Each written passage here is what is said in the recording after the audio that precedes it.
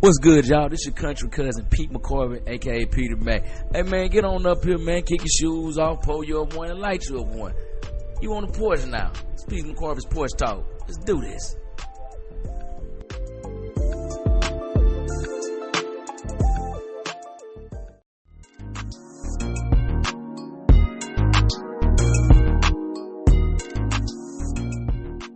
What's good, everybody? It's your country cousin, Pete McCorvey, a.k.a. Peter Mac, man. Welcome back to the porch once again. Man, I ain't gonna lie, this week has been a rough one, man. This week was weakened. I know that shit, it sound whack as hell, but hey, man, I ain't no other thing to put up on it, man. This week, from, like I said, from work to what's going on in the news, man, it just been here. But with this week being rough, we got some great music. Man, starting off first with Gangsta Gibb, Freddie Gibbs. He released the the deluxe edition of his 2024 album, You Only Die Once. So he got two discs. The first disc are new tracks on there. Remember last week I told you about his song Action that copies, I said Good Flex, but it's not called Good Flex, it's called Flex, but people still call it Good Flex. You know how black folks are. Shit, we call that Will Free Willie, even though that's the name of the movie. His name is Willie, just like how Hey Arnold, that's the name of the show, but we call that, hey, boy, you out here with the little sweater over your shirt looking like Hey Arnold. So, Action was on there, and it's like 11 other tracks. That was the first disc, and the second disc was just the original version of You Only Die Once. Hey, man, he had Slink Johnson on there doing the interludes. Hey, man, if y'all ain't paying attention to Slink Johnson's Niggas Know Your Mama series on social media, please do. That man ain't got no chill whatsoever. I performed with him back in 2022 when I was living in Washington State. I was at Nate Jackson's Super Funny Comedy Club. Man, I ran into that. Hey, he been that motherfucker tall as hell. But he's super cool, man. I thought, oh, man, this better be a straight up LA dude. He from the land, for real. Super crib probably. He all that. But he cool as hell, man. For real. I mean, he stayed to himself, but I said a couple things and he laughed. Yeah, man, he was real cool.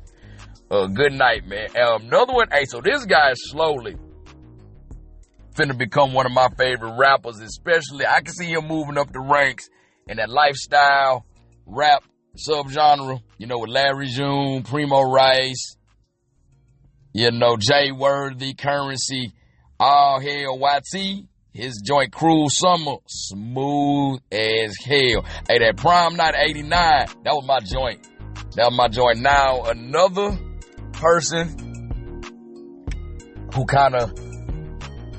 I'm kind of mad about his album because y'all know he from my favorite city in California, Long Beach. And he's been one of my favorite rappers. His TV show on Netflix was one of my favorite shows.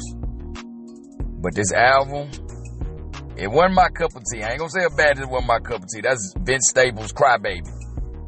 It's a no for me, dog. It was like a rock album.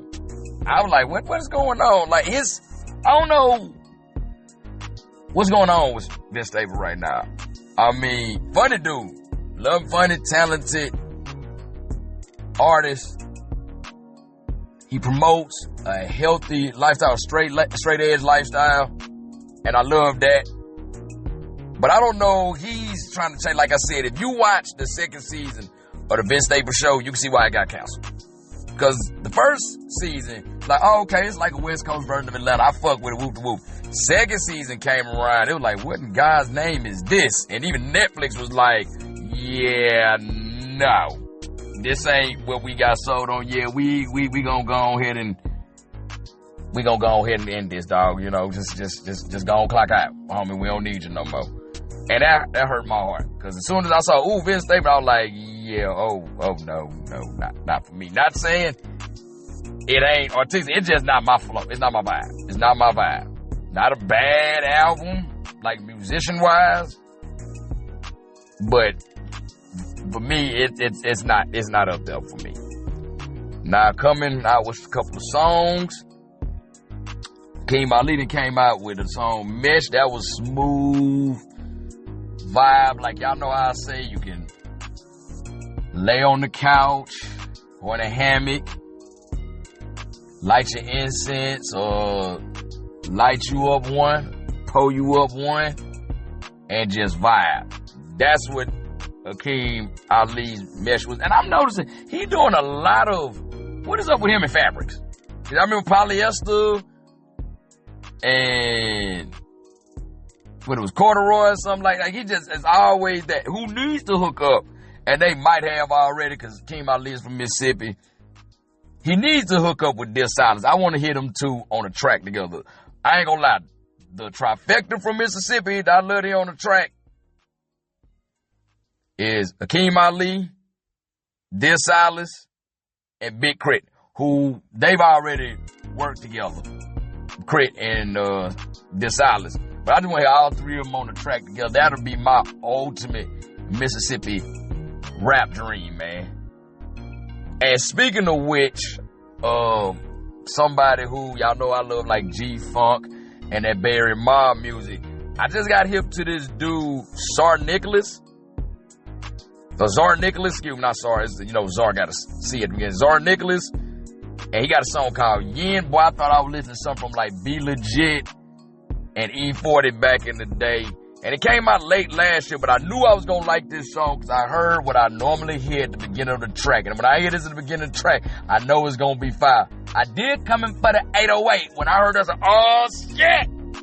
DJ Idea produced it. Like I told y'all, anytime you hear that at the beginning, it's like, oh, shit, we finna strap in. This finna be a good one. And come to find out, Buddy's not even from like Cali, not from LA, not from Oakland or Vallejo or San Fran. Hell, he ain't even from Fresno or Modesto or Bakersfield. Czar Nicholas is from Norfolk, Virginia. But when I was looking through his profile, I said he didn't want to get locked in because of the region and the coast he was on. He said he's always vibe with Bay Area and G-Funk. And I feel that, being from Mississippi, I'm the same way. I'm not into all, okay, it's down south, so it's crunk music and, I guess you say trill rap and all that type of shit. I like that smooth, playalistic G-Funk synthesizer. And I like them bumping ass beats that got knocked to them that come from out the Bay Area.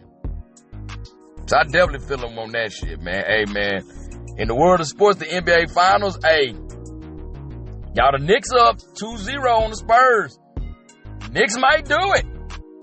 They might break this 53-year drought. Oh, man, hey, to my people from New York, it's up, man. It's up for y'all. Hey, I'm rooting for you. I am rooting for the Knicks. But if the Knicks do end up losing, I'm still going to be happy because ain't nothing better than getting an arrogant-ass New Yorker to shut they goddamn mouth. Woo, that's the best feeling in the world. When they get their face cracked, oh my goodness. That is equivalent to a woman telling you that she was wrong and you were right. Oh, my God. Oh, that's up there with it. Oh, man. But we done had another death. This one kind of hits me in the feels, especially as I grew up with parents who are older listening to his music. And especially since I was a kid during the 90s when Disney animated movies had their renaissance. Peabo Bryson, y'all. He left us this past week. When I heard Peabo, I was like one of the more people. Not Peabo, no! Man, Peabo Bryson was so cold with it. If you, like me, you grew up in the 90s when VHS was the only thing you had to rewatch content, he is responsible for 2 movies that little kids did not press stop and rewind when the opening credits came on. And that is Beauty and the Beast when he sung the title song for that with Celine Dion. And then he ran it right back the next year. And Aladdin when him and Regina Bell, y'all know Regina Bell, Baby Come to Me. They sung A Whole New World.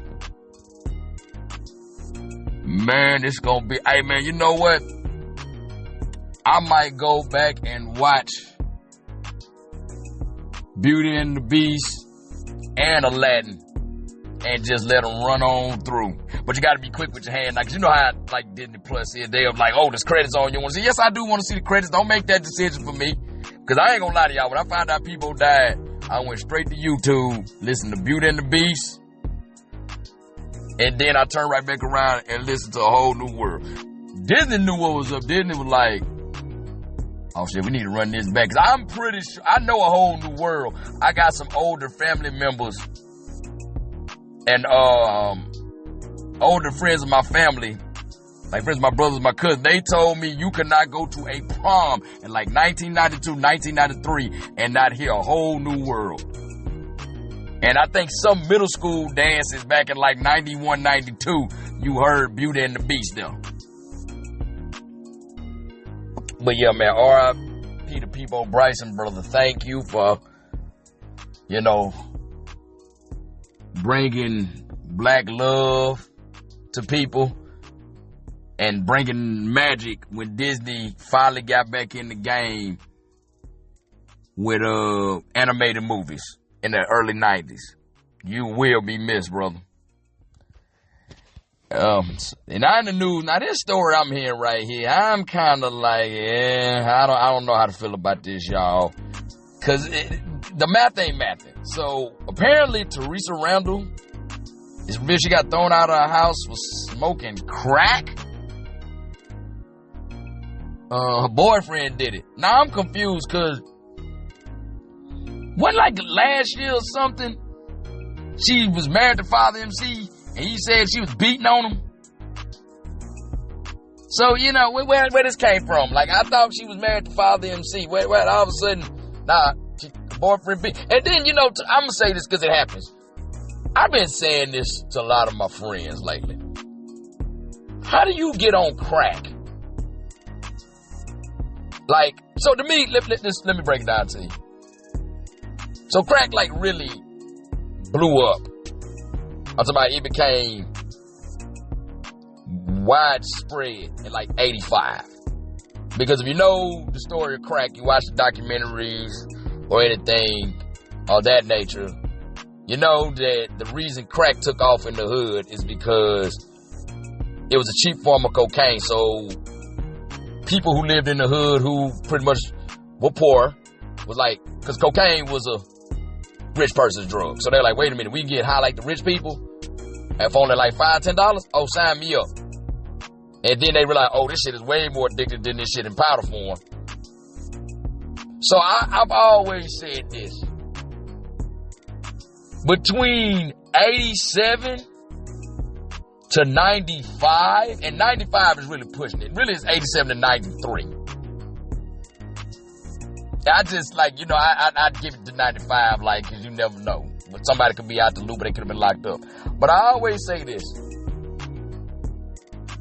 If you wasn't addicted to, got addicted to crack between, like, 87, because like I said, 87, it really, a lot of people we ain't knowing how bad it was, to, like, 93 is, like, cut off for me. But I say if you put it at 95. But, like, after 1995, if your ass was getting addicted to crack, like, how? How in the hell? How was you doing that? We had all the PSAs. We had all the after-school specials. We had all the movies. How in the hell did you still see what crack did to the neighborhood and to the black community? And to just people's health and their finances and their family structure. And they decide, I'm going to do this. I'm going to do this. How does that happen? Because me personally, I'm going to tell y'all why I never did crack. 1991, I know I'm only 2 years, it was only 2 years old time. But I'm going to tell you, 1991, Slash 92, whenever I saw the movie. It's late 91, early 92, whenever. I knew I wasn't going to do crack. And you know what let me know I wasn't going to do crack? When I saw New Jack City and saw Chris Rock as Pookie, I said, if crack make me look like that motherfucker, I don't want no parts of it. None. Nigga, I used to look at cigarettes like they were the worst thing in the world. Because I was like, I do not want to end up, and honest to God, that's the first reason that kept me off of crack. The second reason that kept me off crack is when I learned what some men are willing to do to another man to get it. I don't want no drug that makes me think performing a sexual act with my oral cavity on another man is a good idea in order to obtain this narcotic. Not at all. I remember I told a young lady I was dating several years ago, she didn't like having sexual relations with the use of latex. Oh, we grown. She ain't like fucking without condoms. I mean, she like fucking with condoms. She didn't. And I didn't. I'm like, hey, what is up with you? I don't feel comfortable doing this and this, that, and third. So I don't understand why you just won't do it without and just shoot the club up. She said it'll feel so much better. I looked her dead in the face. I said, I heard crack was a hell of a high too, but that don't mean I'm gonna try it. You know, so the jury, the math ain't mathing on that story. I ain't mean to go off on no tangent. I just, crack is a sensitive subject for me. I just don't. Just thought about me going out there and even saying that to a man about trying to get some. Yeah, but we're gonna bounce back with a good story. To me, this is a good story that I'm about to tell y'all. So, Netflix tried to be funny and ended up biting them in their own ass. So, y'all know Michael just got released doing numbers. I done seen it 5 times. I ain't ashamed to tell y'all. So, Netflix they want to be funny. They want to crack jokes. And they want to try to release that documentary, Michael Jackson's Verdict. Trying to be slick. They were like, we going to capitalize on that. Yeah, it was a good movie. Let's not forget this. And turned out to be one of the biggest backfires for them. Man, people canceled their subscriptions. Like, we'll holler like that. Yeah, fuck that. We ain't dealing with that. And then on top of that, the stock for Netflix has plummeted. Oh my God, man. You know what? They call themselves and say, well, you know what? We put something out. Somebody put something out about somebody's lifetime. I always do this and then destroy their character. We're going to do the same thing. Yeah, viewers around the world, they say, shit. Because here's the thing. Michael has revamped the world's love affair for Michael Jackson. So you sitting there shitting on somebody who's well loved. You think they people ain't going to step for them? Yeah, that wasn't a good move, Netflix. Hey, but this, they try to come at the king of pop and destroy his image. Hey, but like Omar Little said on The Wire, the first season when Weebay and them tried to come get him, you come for the king, you best not miss. Love it, man. Oh, man, that was beautiful. Now we finna move in. Y'all gotta excuse me because I really gotta get.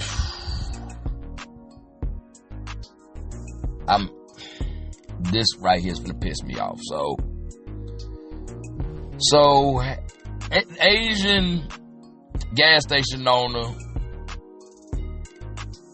Richard Chow, he was found not guilty of the shooting of black teenager Cyrus Carmack-Belton in Columbia, South Carolina. Y'all, you know what this man shot this young boy over 4 bottles of fucking water that he allegedly stole from his establishment. Now you see the security photo. That boy put all them waters back. And it's also reported, I think they said they can show it on the security footage too. I didn't see all that because I can't watch all this type of stuff. This shit is just, they fuck with my head. It says, Richard Chow shot him in the back while he was running away. And everybody, well, the boy had a gun and he was threatening them and all that. How you threatening somebody if you running away? that clearly shows you're retreating and you're in fear for their life. But you know who the ones who talk about he was a threat, this, that, and third, and started to use FAFO, just like that idiot Pete Hegseth did when he did that stupid shit. He gathered all of the top brass in one room, and something happened. That's our military structure crumbled. So you know who they the type of people that think like him, you know, unqualified white men, or white men who are bitter that they can't get what they want out of life by just being a white man who's breathing. So they have to do, that they got that because that man got that because he qualified, he worked hard. You just want to be, I'm a white man, I'm breathing, I didn't do that, but I'm white. And that's the people who really getting mad about this. I mean, like, who try to defend this and all this, that, and the third. I want to say this to the black people in Columbia, South Carolina. Why that man shit ain't burnt to the ground? Because y'all protesting, we gonna protest, and we gonna do this, and we gonna do that, and blah, blah, blah. Fuck all that. Burn this shit to the ground, homie. It needs to be gone. It needs to be gone. But you know why I ain't gonna do that? It's some Asian cat, and people getting mad at him. But the sad thing in this man telling the truth, he said, y'all can boycott all these Asians if y'all want to. He said, but where y'all gonna get y'all hair care products? Where y'all gonna get y'all liquor? Where y'all got? I said, and the sad thing is, he telling the truth. He telling the truth. Cause I'm gonna tell y'all one. So we had this corner store in my neighborhood, and it was right by the high school, Moss Point High School, because my neighborhood was right by the high school. It was real popular among the student body to go to that, because they sell like bomb-ass ham and cheese sandwiches and all that. And we used to just run up to the store all the time. My mom used to call the dude Mr. Man, because she didn't know his name, and she didn't want to be racist and call him, excuse my French, but hey, if you lived in the hood, this you call him the Yanks. She didn't want to be racist, so she just called him Mr. Man. But I actually went to high school with his niece. I had class with her. And I didn't want to be stereotypical because she was Vietnamese and the man was Vietnamese. And she mentioned it one day in class.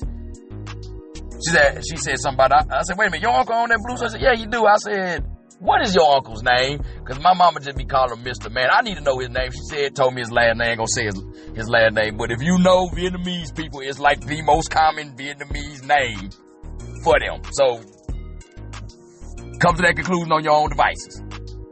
Now, while his niece was cool, and even some of the people in his family cool, that motherfucker there, he act like he couldn't stand black people. You'll go in there like y'all pick up some items or something like that. He'll just hold his hand out for the money, like you come in there and you picked it up, you should know how much it costs. I'm like, damn, you ain't gonna even ring it up, whoop the whoop. So I remember one day, I had to check him. So I'm walking, I say, hey, boy, I said, hey, motherfucker, no. We ain't doing that, sir. We not doing that shit. Don't ever call me that again. But we don't. Finally, he sold it. Like, I went back there a couple of, like, when I came back from deployment, like 2021, I went up to the store, like, one of that old motherfucker still up there. I went in there, some Hispanic folks, I think, I said, hey, what happened to the bill? Oh, he sold this years ago. They was real cool and all that. But that's how they be treating you in your own neighborhood. That's just like at the beginning of Menace Society. You remember they went in there and the lady following them around, like hurry up and buy, and the man was like, I don't want no trouble, I feel sorry for your mother. It's like you open up shop in my neighborhood, making money off me, but you got the nerve to look down on me, which is, I'm gonna keep it fucking with y'all. Oh, while old dog was crazy, I don't fault old dog busting that man's shit out his head. Just keep it 100. Cause that man would just shut his mouth. And I said this. I said that man's death is a result of shutting your damn mouth. Cause a lot of people like, they didn't deserve to die. I said, no, a lot of people don't deserve to die. People don't deserve to die. People don't deserve to get beat. People don't deserve to get cheated out of shit. But you know this could have been avoided if you just shut your damn mouth. We're not gonna skate around the fact this happened because you don't know how to shut up. So, like I said, y'all get mad at that Asian dude all you want to, but he told the God's honest truth. But but you know what? I am so sick of this narrative, man, of just, we can get shot down and they can, well, it wasn't really murder, and no, y'all mischarged him, so we can't charge him because this don't fit that. It fit it's just, I'm gonna tell y'all one thing. And maybe, I'm not saying this to excuse why I have a bad time when it comes to dating. This is not an excuse. I just picked the wrong person to date over and over again because I'm a sucker for pretty eyes, cute smile, and a fat booty. But I will say this. Shit like this happening is why I'm kind of happy that I'm not married and definitely don't got no kids. Because to raise a black child, especially a black boy, in this world right now, that is one of the most stressful tasks you will ever do. And I don't know if I could handle something like this happening to my child. And then my child end up losing their life and there's no justice. And you got to live with the fact that his life meant nothing. Him being killed meant nothing to people. I'm going to give y'all a perfect example that showed me this. So, it's a book called Caste, and it deals with like race, society and all that. And it's written by Isabel Wilkerson, who is famous for writing this wonderful book called A Raisin in the Sun, which is, not raisin, oh my bad, oh that's Lorraine Hands, but y'all, not A Raisin in the Sun, The Warmth of Other Suns, I'm sorry, shit, A Raisin in the Sun, oh man, she wrote The Warmth of Other Suns, and it's a non-fictional account of 3 people during the Great Migration. It's when blacks left the South en masse and went like up to the north, like to New York, Detroit, Chicago, and out west to like LA and Oakland. When the book Caste that she wrote, it was talking about a man, he was in the Bay Area. I definitely remember that. I can't remember if he was Oakland. I think you're supposed to say the man was in Oakland. He was sitting down in a restaurant. He was with his 3-year-old son. He's just looking at his son, just like enjoying his son, like playing with his like vegetables and everything and all that. But then while he watching his son, his face kind of tightened and he got saddened because he looked and he thought to himself, one day people are going to look at this beautiful baby and they're going to see him as a threat and they're going to want to kill him. He's like, who could want to kill this little sweetheart right here? And I read that like, what did I recast? Like 2021? I think my mom got that for me on deployment. I read that and I was like, that has stuck with me ever since. And that's what, like, especially when I'm with a lady I'm dating or something like that, I'm like, is she gonna instill this into my son, or she's gonna be like, race don't matter, he can get, you know what I'm saying? I'm like, nah, you set him a failure, he gonna end up running the situation, he don't want, this is the thing, every black child, or at least every little black boy, especially if he's a black boy that's raised kind of in a majority white setting, he is going to end up having that one day when he realizes they don't see him as a cute child no more. They see him as something that bothers the shit out of them and something they threaten to have. I had it. And to be honest with you, I don't want my son to ever experience was like, cause I would hate, cause like now I gotta explain to him, he's like, why they don't like me? of what's wrong with me. And, and that would break my heart. That really would break my heart. Because here's the thing about me. I'm not doing that, karma get them. No. I'm going to give karma some assistance. Because my mom is one of those people where you let God deal with that. Well, God finna get some help from me. God going to deal with it, but he going to get a little helping hand from me. Because I'm pulling the Samuel L. Jackson, The Time to Kill. I'm finna blow somebody's shit away. You touch mine, you got to go. Or, if I was real devious, you touch mine, I'm taking 3 of yours. I know some people who play that. I don't play that. I ain't gonna take you. I ain't gonna make you experience the same hurt me. I'm just gonna take you. But I know some people. I got a friend of mine who told me, he said, I ain't gonna kill him. He said, I'm just gonna kill his family. So he can live with that. I wouldn't. Now them people innocent, not me. Like, no, the justice system don't work. You either gonna hit the electric chair or you gonna get a hollow point in your ass. You're not getting away with this. Because his thing, I believe in Jesus and all that, but I'm not one of those, oh man, this guy doing this and that.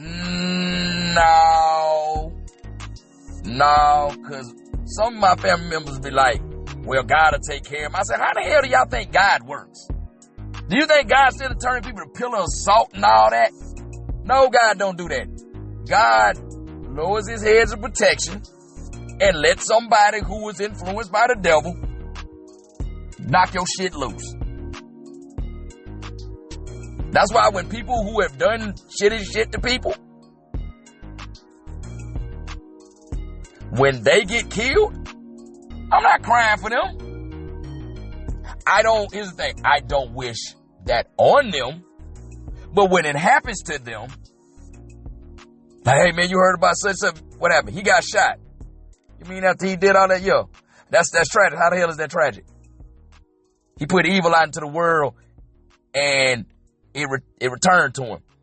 That's not a tragedy. Man, you ought to be ashamed of yourself as a Christian. I'm not ashamed of myself as a Christian. Don't the Bible say you reap what you sow? So this man reaping what he sowed, how are you crying for it?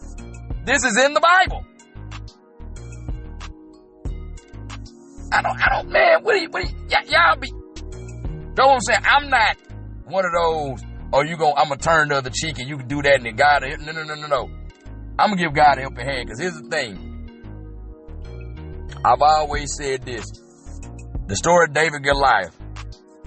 David didn't sit there and pray that Goliath would go away. He prayed to God. He picked up that damn stone. He slung it at him from that sling and he hit Goliath in the head and killed him. Because I said this all the time. Faith without work is dead.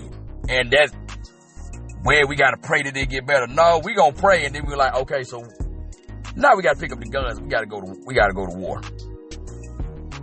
Because this can't just be no thing. And what's really making me scared about this situation, y'all, it's probably giving fuel to the jury of the Carmelo Anthony trial. Y'all remember him? He was that young brother who killed that white racist teen who kept following him and messing with him, and then he stabbed in self-defense at a high school track meet that the white boy shouldn't have been at. They've even said that he had no business being there. He wasn't cleared to be in the area he was at. He got an all-white trial for his case, and it's in Texas. It's not, like I said, it is really not looking good. And to tell y'all the truth, man, I just have a fear of having a black child right now. And it's like, because that side, they want to kill it. And then, unfortunately, as you got to say, you got to worry about people that look like you trying to do it. Tupac said it best, and only God can judge me. They tell me it's the white man I should feel, but it's on my own kind doing all the killing. You know what I'm saying? You got our kids out here killing each other over stupid shit. Used to be, it would just be over, hey, you on my corner, I sell dope here. Hey, man, you got the wrong color on in my neighborhood. It's way worse. It's over some dumb shit now. Kids just have lost their mind, and you can see it now. They not get checked. You can see it now. Like this past month or so, And even right now, depends on where you go to school. It's graduation season right now. You can see it at these damn graduations. How these kids be acting when they get their diploma. They just ghetto as hell. Twerking. Doing all kind of elaborate dances. Acting a fool. Throwing middle fingers. Just all that during the ceremony. Main example we got of this happening this year is this girl named Tyvion Campbell. Who graduated from Chicago Tech Academy High School, obviously in Chicago, Illinois. They called her name. First she came out doing all the little hot girl shit, city girl shit, acting like that. Then she dropped down low in a split and started bouncing her ass up and down a couple times. And you know what the high school did? They said, yeah, we holding your diploma. We holding your diploma. And then people got online talking about she got a 3.5, she earned it. She should do whatever she wants. It's her moment, she earned it. Just like that, I don't know if y'all remember last year or year before last. When was it? Like last year before last, 2024, 2025. It was a graduation in Louisiana. They dismissed them kids like usually most kids throw their cat. These kids ran out of there. Ran out of them seats, ran out into like the main area, started twerking and shoes off and acting a fool, just bouncing and acting. And it was like half of them bust their asses like they couldn't wait to start acting ratchet as hell. And then people from that Louisiana, baby, that's what we gonna do. We gonna turn up. We gonna turn everything in a party. That's the problem. Everywhere ain't a fucking turn up. It's not a fucking turn up everywhere you go. Have some goddamn class. Y'all want to be ignorant and ratchet all the fucking time. You don't turn up right there at that time. Do it in the parking lot. We did that when we graduated. Anybody who graduated, I'm going to say, because it looked like 2010 was the last high school class to have sex. I'm going to be honest. I honestly think class 2004 was the last high school class to have sex. Everybody else, my class included, 2007. We all was ignorant as hell. But the last class that actually somewhat pretend to have some sex was 2010. We ain't do that shit with our parents right there. We got out, do our hats up, went, turned our road and got our damn diploma. We went to the parking lot and we started turning the fuck up. We ain't do that. Well, one, we ain't do that because our parents, I always tell them, a majority of our parents, because it still was some parents. Like, I went to school with a lot of kids who parents were part of the Gen X generation. I'm going to get to y'all Gen Xers too. They ain't play that shit. Number one thing, don't you embarrass me in front of these white people. Y'all remember don't embarrass me in front of these white people? That's the number one thing older black people, especially in the South, that's the number one thing they took sacred. Not acting ignorant from the white folks. So be like, oh, that's some Uncle Tom. No, it's not, because here's the thing. Every negative thing you do, they add it to their checklist. They add it. You already got strikes against you. And they just adding that in there.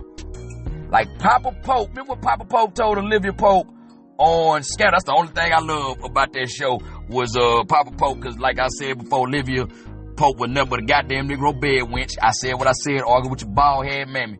He said, you gotta work twice as hard and be twice as good to get half of what they got. Somewhere along the line, these new kids, that shit got lost in translation. You can be who you want to be, and if they don't like it, fuck me, and that's why your ass ain't going no damn well. Trust me. Y'all always want to act a fool, just act ignorant. Everywhere ain't the time for it. That just like, it just made 21 years. So basically, this speech is an adult now. Because 21 years has passed. It made it a couple weeks ago. Y'all remember back in 2005? Bill Cosby was at the Black Expo. And he got on stage and told everybody in that crowd, y'all be calling each other niggas and bitches and hoes, pants off your ass, dressing half naked on welfare. Always quick to go to the club. He said, pull your pants up. Go get an education. Go do it. You're making yourself look bad. And everybody lost their mind. I can't believe Bill Cosby said it. I can't believe he said that. Why the fuck would he say that? I remember seeing that thinking, where the fuck did he lie? Where did he lie? That was 05. So I'm 16 years old. I remember sitting there looking at that on CNN saying, he's not telling one single fucking lie. But you know, nobody want to hear that. We want to constantly be victims all the time. And us want to be victims is why we struggling. Because here's the thing, like I said earlier on. Because I got a couple family members that I always say, you always sound like a sellout and this, that, and the third. You probably the type of doctor, the type of person that want to go to a white doctor instead of a black doctor. Because you know, that's the thing among older black people. They don't want to see no white doctor. I want to see no black doctor. They want to see a white doctor. I told them, I said, nah, I don't want to go to no white doctor or black. I just want to go to a doctor who's going to do the fucking job right. I'm not going with this person who's late, got an attitude, don't halfway know what they're doing. All they can think about is either trying to get a man or get a woman instead of like having great bedside manner, being knowledgeable about what's going on with me, acting like I'm bothering them when I'm coming in there trying to get help. And if you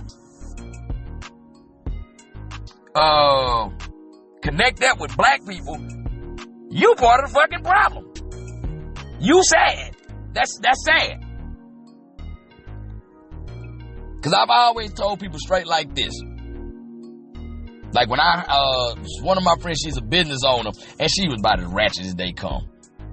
She gonna post up, black owned don't mean half price. And I put up there, I say, it don't mean half assed either. And a lot of people like that. They like, hell yeah. I say, yeah. I say, y'all wanna think, oh, it's black owned. That means you just don't come there on time. Customer service shitty. You out of shit all the time. I ask you for something. Oh my God, we don't have it. We just ain't got it. You never open when y'all say y'all gonna open. People calling up to your staff. You hanging the phone up. I'm not dealing with that just because you black. I go somewhere else. And y'all do that, and the sad thing is that stereotype of how we act and how we behave, the other side see it. Especially the ones who want to be cool like them wiggers. Oh my God, I can't stand wiggers for the life of me. The only white person who ain't wigging, in my opinion, and I think we all can agree he can come to the cookout, is Paul Wall. He the only one. I think Rachel Dolezal ain't wigging either, but you know, that's big bag with some people. But anyway, y'all do that to them little wiggers want to come into our damn community and want to infiltrate and then want to try to correct some of us on what's black. Like I had this manager at the job I had before I joined the Navy. His name was Mike. I ain't gonna say the job I had, but like he was assistant manager and he used to some way say try to act hood. So something came up and I said something about it. And he said, man, you just be acting like this. I said, man, what are you talking about? He said, man, I'm blacker than you. Man, he said that. I dropped what I said, hey, my boy, let me tell you something. I said, on your most hoodish project acting day and my most cartoon, it's not unusual. Banks from Fresh Prince of Bel-Air acting day. I said, you'll never be blacker than me. I said, I'm going to be black and you're going to be white. And I said, too, I said, I'm going to tell you like this. I don't appreciate that bullshit you just said, talking about some, you blacker than me. I said, cause what that you just said to me straight up, homie, is you said you don't look at my people as nothing but hood rats and thugs and just bums in the hood who ain't going to never be better. I said, we more than that. I said, we doctors, we lawyers, we college professors. I said, we astronauts and all that. We ain't all like that. We come from the suburbs. We come from gated communities. And I said, hey, I don't preach. I said, I'm going to tell you what. I said, let some shit like that come out your mouth again. And I said, I can show you an ignorant nigga. I said, homie, I ain't one of the good ones like you think I am. We can go left. I said, we can go left with this real quick. And he saw me like, oh, bro. I said, I ain't your motherfucking bro, dog. I ain't your motherfucking bro. Don't ever let that come out your mouth again. The head man's like, hey, Jonathan Conduct, because that's my real name. Y'all know. I said, nah, man. I said, He came real close, dog. I said, bro, you'll see me from the neck next time you say some stuff like that. He like, see you from the neck. I said, well, you ain't as black as you think you are if you don't know what see me from the neck. I said, well, say some shit you just said again. I'll definitely show you what see me from the neck. Never had no more problem with that man. I guess he realized he wasn't as black as me as he thought he was, You can be black, but I'm a real nigga when it comes down to it. Man, look, that's been my time on the porch today. Look, I got a little passionate, but it's just so much going on with us, man. And I just want us to do better, man. For real. Y'all can follow me on Facebook. Y'all can check the name. Y'all can follow me on Instagram, PDMac10, PETEYMAC10. Y'all can follow me on TikTok, PDMac89, same as Instagram. Drop the 1 to 0, put an 8 and 9 in this place. Y'all like my videos, share them, comment on them. But most of all, subscribe and keep kicking on the porch with your dog, man. Till next week, be cool, stay calm, get paid. Peace.